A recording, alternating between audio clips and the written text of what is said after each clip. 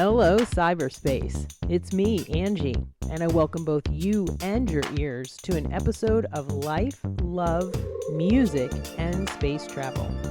In case you're wondering who Angie is, I'm Angie, and I'm super stoked to spend some time sharing with y'all some of my experiences and thoughts on living, loving, music, and space travel, or spiritual experiences as I often refer to as space travel. A rather broad spectrum, right? Well, my hope is to always share something that resonates with, intrigues, excites, or perhaps inspires you. On that note, I invite you to sit back, buckle up, and take a little trip out into the cosmos with me. Hello, cyberspace.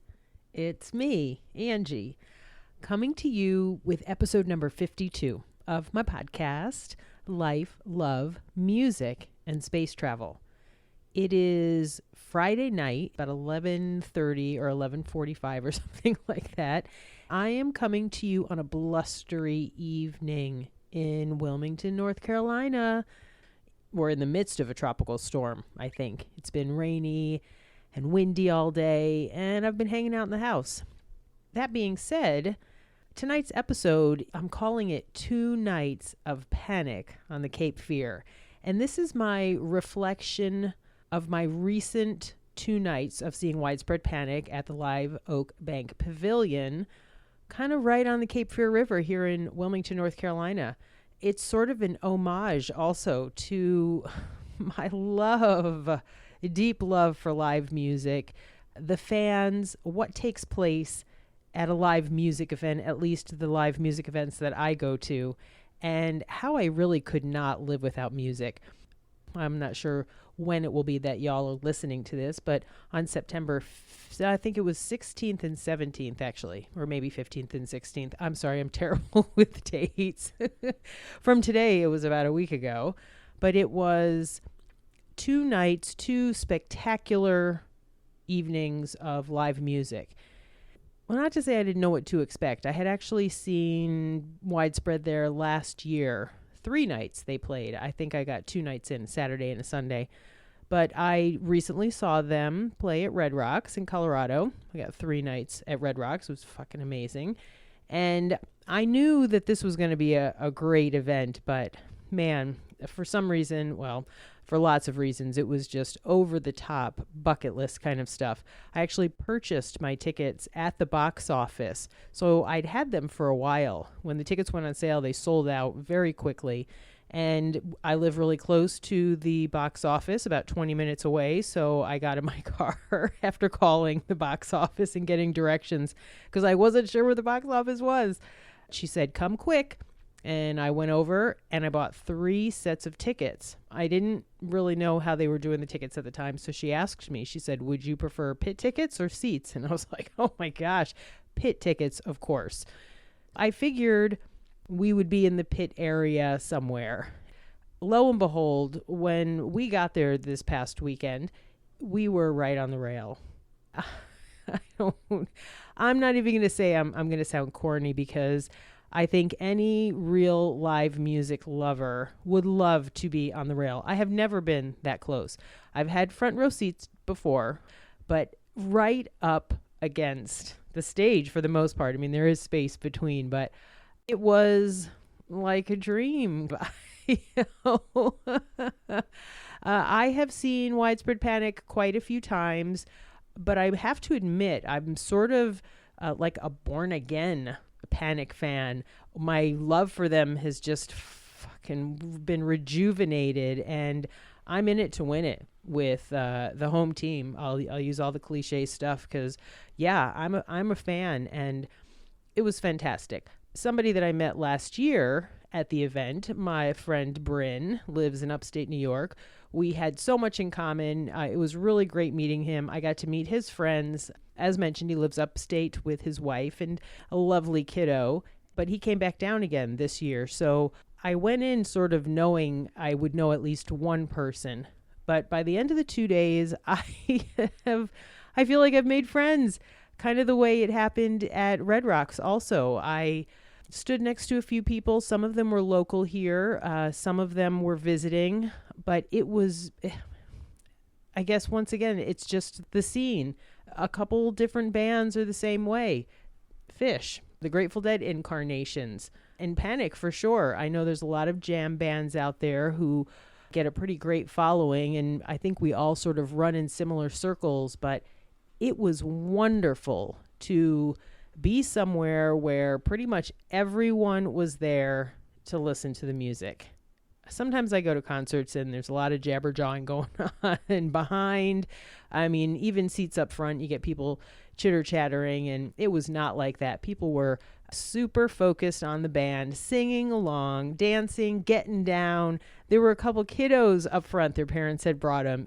They had their headphones on. I love seeing smart parenting with the kids, but they were right up front and rocking out. I got to admit, I am definitely a Dave Schools fan, and I was swooning in front of him all night, eyes closed, soaking up the bass. I mean, there's so much I could say about the concert. They have a kind of a spectacular edition. I believe maybe a lot of concerts do it now, but they had a woman, her name is Edie Jackson, and she's been with them for, I guess, like at least 10 years plus. She's the signer for the deaf concert going fans, and she was a AMAZEBALLS. I could have watched her all night. I don't know sign language, but she was so engaging and into it. You can watch an interview. Maybe there's more out there, but there's an interview from, I think, the Today Show or the Morning Show, and it talks a little bit about what she does. But she was just spectacular. I mean, the whole thing, I could have watched her all night. As I mentioned, this episode is really just to share and express how much I love live music. For all of y'all out there who love it like I do, I want to get you jazzed up to go see whatever it is that you have been waiting to see, or buy tickets to that next concert. Or if you're not a live music fan, maybe get out and see something. I mean, the energy is spectacular, at least at this event. For me, I love to be around the energy. I am on a journey of recovery and self-discovery. And yet for myself, being pretty secure with where I am and I know why I'm there, I definitely can do the deal. I get offered all kinds of stuff while I'm there, but it's definitely easier for me to say no than in the past days. My higher power these days is fucking rock and roll, man. I closed my eyes for a good portion of the show and soaked up the music. I felt it to my core. It was spectacular. The weather was perfect. The whole evening was absolutely wonderful. My brother and I went. He knew quite a few people there.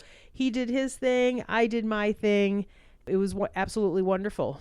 I don't know that they've done it in a long time. They had an alphabet set list on the opening night. Second set, I think they started all their songs. They went through the alphabet.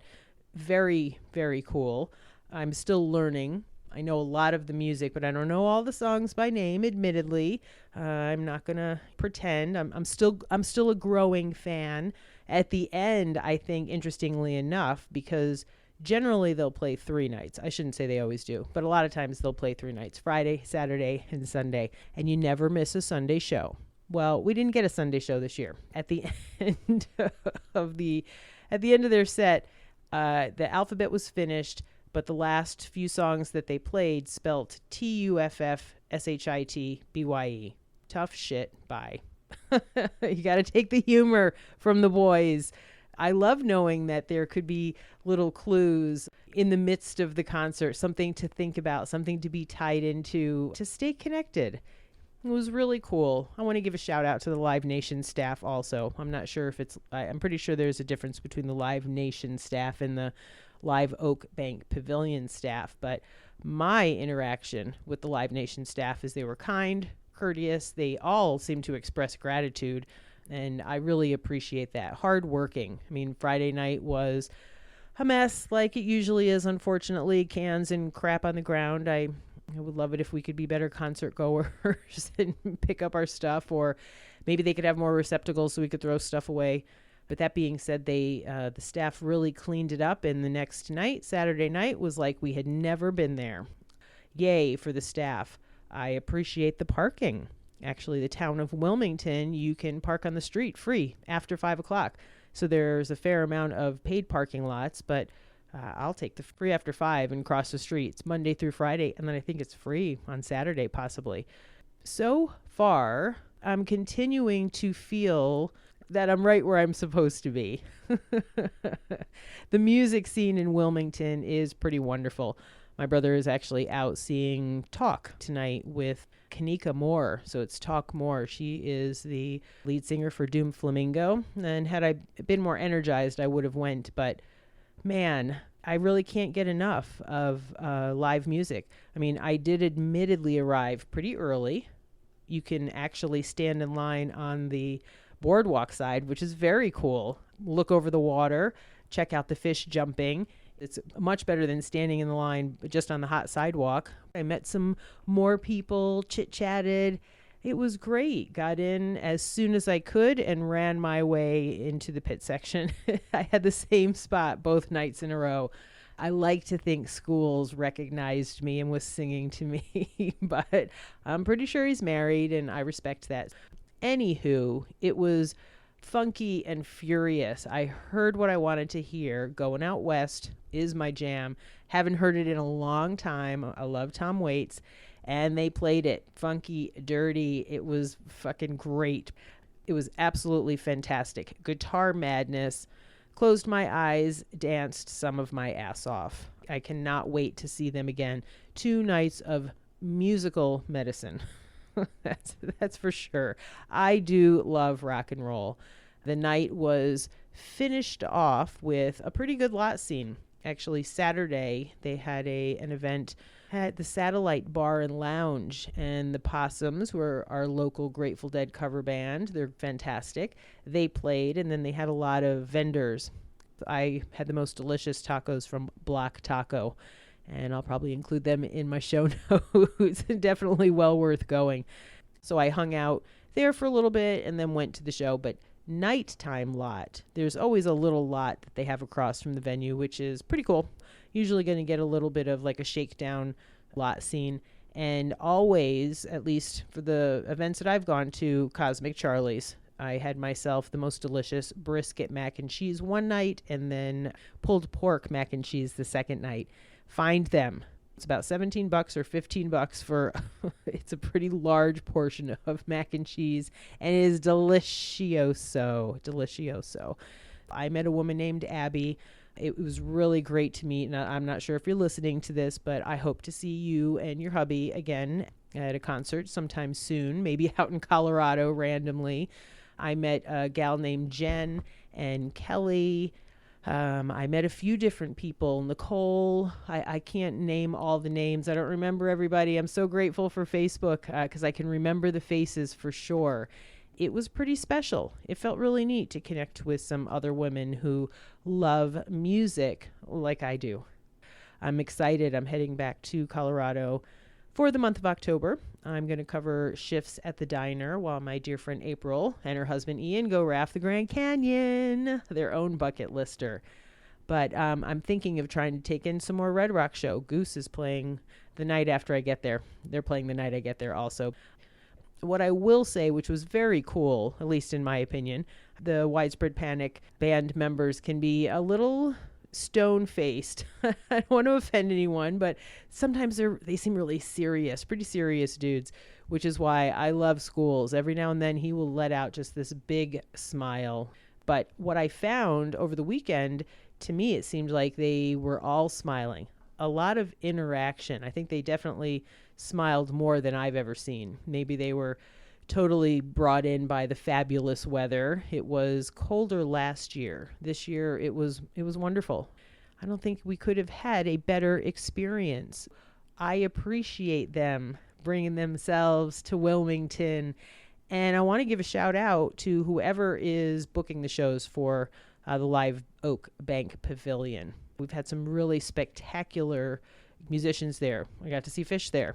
I got to see Dave Matthews Band. I saw Tedeschi Trucks just a couple weeks ago as well. Live Nation is connected with them, as well as the Greenfield Lake Amphitheater, of which I've seen all kinds of great stuff. Keller Williams and the Hillbenders a couple weeks ago I saw. Props to Wilmington for bringing some spectacular musicians our way. Yeah, this is just a quickie here. Expressing my love for music, my gratitude for meeting all the people that I did. There's a whiskey distillery, and I will figure out the name of it and include that in my show notes also. But I chatted with one of the owners, a really cool gal. I want to say her name is Nicole, but I'll have to double check. She said they are having a lot of live music also and have some really good performers, local performers. So I'm going to get in there sometime and check it out. I just really felt like I needed to let out some of my energy and share it with all y'all. As always, I would love some interaction. Leave me a message. Check out my website, www.lifelovemusicandSpacetravel.com, and you can leave a voice message. I'll include you on the podcast. You can even use profanity. That's fine, as long as it's kind, not a lot of critical stuff. But I would love some interaction. I'd love to hear the music that y'all are seeing. Leave me, send me an email or something about the bands that you're going to see. I do have an Instagram page also, which is Life, Love, Music, Space Travel, _ after each word. And I have a Facebook page, Life, Love, Music, and Space Travel also. I mean, I love connecting with fellow music fans. I kind of love it all. Find yourself on nugs.net and check out some of these concerts. I have been re-listening to the Wilmington shows, and it's been really cool to go back and relive the concert a little bit. I am thinking about whatever my next concert will be, my next Panic show. I'm not really sure when I'm going to get to see them, but I definitely look forward to meeting up with you again and getting down. I'm sort of spoiled now. The pit is where I'm at. Really, that's where I want to be for sure. And if I can get on the rail, I'm going to get on the rail every time. This was great. I didn't even pay an exorbitant amount for my tickets because I bought them at the ticket office. And I will continue to look for tickets at cashortrade.org, the best face value ticket resale or trade deal out there. So check them out if you're looking for tickets. I kind of think that's it. I'm going to head to bed now. I feel worn out. I've been talking a mile a minute. And I've now tired myself out. So I'm going to join Marshmelly, head to bed, and hopefully wake up tomorrow to take another shot at this life experience. Here's to live music. Rock on. Thanks for listening. Bye. So we've reached the end of today's episode. Thanks so very much for listening. It's now time to reconnect to planet Earth and all that comes with living on the blue ball. I'd love to hear your ideas for future episode topics, along with any and all positive and or constructive feedback. Please feel free to contact me at ashyisbadass@gmail.com. Thanks again for spending some time with me and allowing me to share myself with you. Until next time, please be gentle with yourselves, be kind to animals, and do all you can to allow your authentic selves to shine brightly.